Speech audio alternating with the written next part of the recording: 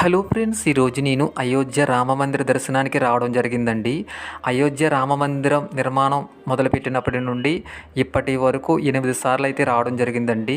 ఇది అయోధ్యలో ఉత్తరప్రదేశ్లోని సరాయి నది ఒడ్డున ఉన్న మహానగరం అండి. ఇది శ్రీరాముని జన్మస్థలంగా, రామ జన్మభూమిగా హిందువులచే పూజలు అందుకుంటున్న మహానగరము. హిందువులు 7 ప్రధాన తీర్థయాత్ర స్థలాలలో సప్తపురి మొదటిదండి.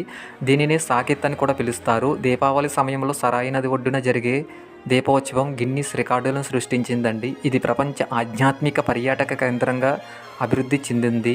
నూతనంగా నిర్మించిన రామ మందిరంలో కొలువుదీరిన రామలాల విగ్రహం శ్రీ మహావిష్ణు దశావతారాలలో శిల్పకళ చాతుర్యానికి అద్భుతమైన నిదర్శనం అని చెప్పాలండి. 5 శతాబ్దాల నిరీక్షణ మరియు చట్టమైన పోరాటాలు తరువాత 2024లో జనవరిలో అయోధ్యలో భారీ రామమందిర ప్రారంభోత్సవం చారిత్రాత్మక ఘట్టంగా నిలిచిందండి. ఫ్రెండ్స్, ప్రతి సంవత్సరం డెవలప్మెంట్ జరుగుతూ ఈ రోజుతో శ్రీరామ మందిరం పూర్తిగా పూర్తయిందండి. దీన్ని పురస్కరించుకుని మోడీ గారు రావడం, ప్రత్యేకమైన పూజలు చేయడం, ఇక్కడ చేసిన ఏర్పాట్లన్నీ నిజంగా చాలా చాలా బాగున్నాయండి. అంత అద్భుతంగా జరుగుతున్నాయి. నేను అనుకోకుండా ఆ రోజు నాడే రామమందిర దర్శనానికి వెళ్ళడం నిజంగా చాలా అద్భుతంగా జరిగిందండి.